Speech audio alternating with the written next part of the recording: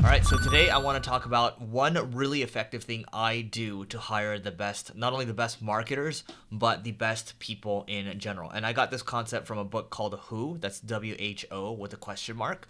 And the entire book is about hiring people. And there's this concept called the role scorecard, which I've adapted for our businesses. And it really helps outline, it clarifies your thinking, because a lot of times I know I made the mistake in the past where I would say, hey, we need to hire a salesperson, right? And then we go into the interview process, we're kind of, just going with the flow, and we don't really know what we want. We don't know what outcomes we're expecting. We don't know what competencies we're looking for, and oftentimes we'll probably just go and copy a job description that's out there. So those of you that can see my screen right now, I'm actually going to share it. We can see that this is a template right here. So at the top of this template over here, we have a section for outcomes. So let's say this is for a salesperson. So for this one, maybe some of the outcomes, or let's say this is for Single Ring, which is my ad agency. Hit or exceed quota numbers for Single Ring. Close seven-figure deals. Hire and train a team of closers. Win RFPs. Those are requests for proposals. Build inside sales pipeline by leveraging tools and audiences we already have.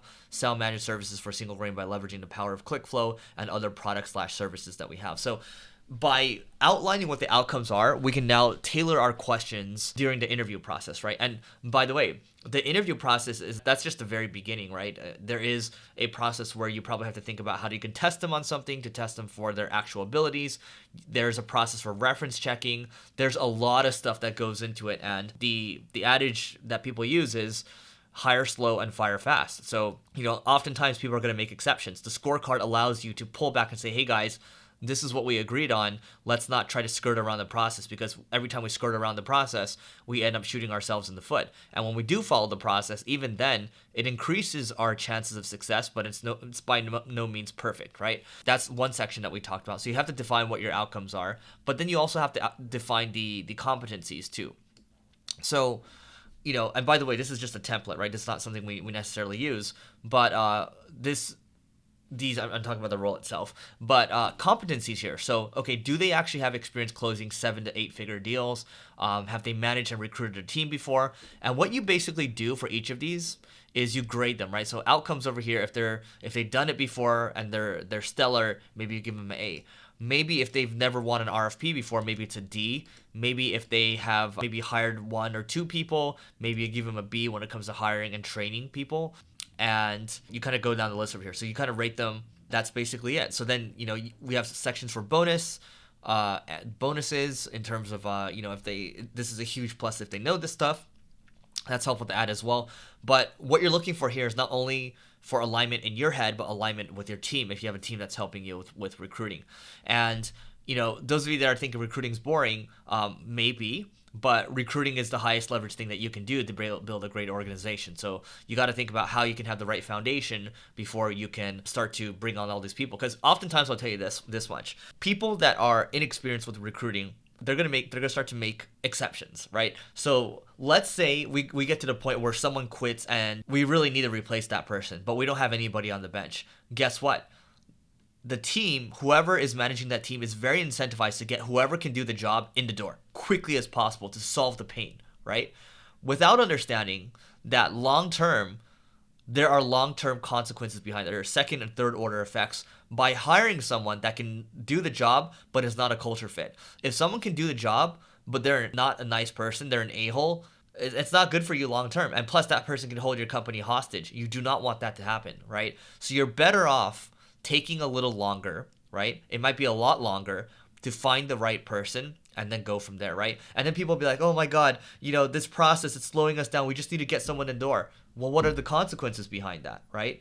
It's really on whoever is, if you're the leader of the company, you're kind of a gatekeeper because everything the buck starts and stops with you.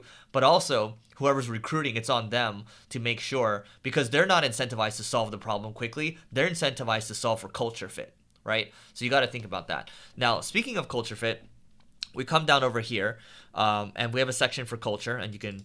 These are our core values. I'd suggest you come up with your own core values because some of them might not resonate with you. But growth, long-term vision, integrity, accountability, creativity, tenacity. These are our 6 core values, and so now we can start to ask questions around this.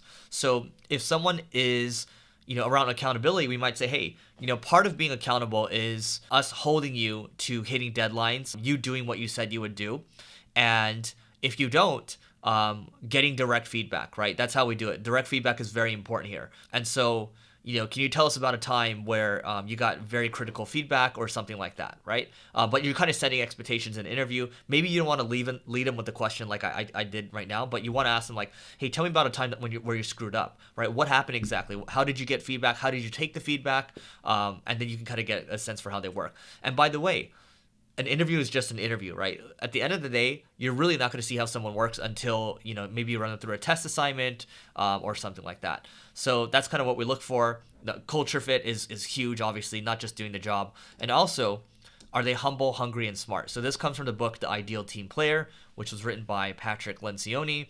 And 3 traits for the ideal team player. You got to be humble, you got to be hungry, you got to be smart. And I find that it's near impossible to find someone that's kind of a 10 across the board on all of them, right? Usually there's a little bit of usually sometimes people might be hungry and smart, but they're not humble, right? And if they're not humble and they're arrogant, well, you know where that goes. If they're hungry and smart, you might have someone that stabs you in the back later. Who knows, right? So there's that. And then these 3 final questions come from Amazon. I read about Jeff Bezos asking these questions, but thinking about, the person in front of you, if you're interviewing them, are they a bar raiser? Are they going to raise the bar in terms of the overall talent of the team, right? And even if they're an intern, do you think the intern is smarter than you? Do you think long-term they're going to raise the bar, right? You gotta be asking these questions, and you got to be thinking about as you're interviewing what questions you should ask to kind of tease these out. And do you admire this person? Is there something they've done in terms of charity, maybe something amazing they've done for their family? What's important to them, right? Figuring out where they stand there. And these will kind of guide, the culture fit and the kind of ideal team player questions as well. So this is the role scorecard. I found out, or even recently, when I was thinking about this, thinking about hires that we've had in the past that haven't worked out, it's because we skirted the role scorecard process and we didn't drill it into people and say, hey, this is really important. We got to follow this, because if we don't follow this, what happens is the wheels start to fall off the tracks. And what ends up happening is that the company goes through a lot of pain, right? You don't want to train someone up for 3 to 6 months and then have to fire them, because that ends up costing a lot of time, and that also kills morale in some cases as well. And in some cases, you might have someone that comes into the company that might be a bad apple and they start to poison the well, right? And you might not realize it till too late, and then you might have 2 other or 3 other people that want to leave, and that certainly happened to me before. So that is it for today. Go to levelingup.com to learn more about my upcoming book, Leveling Up, and we will catch you later.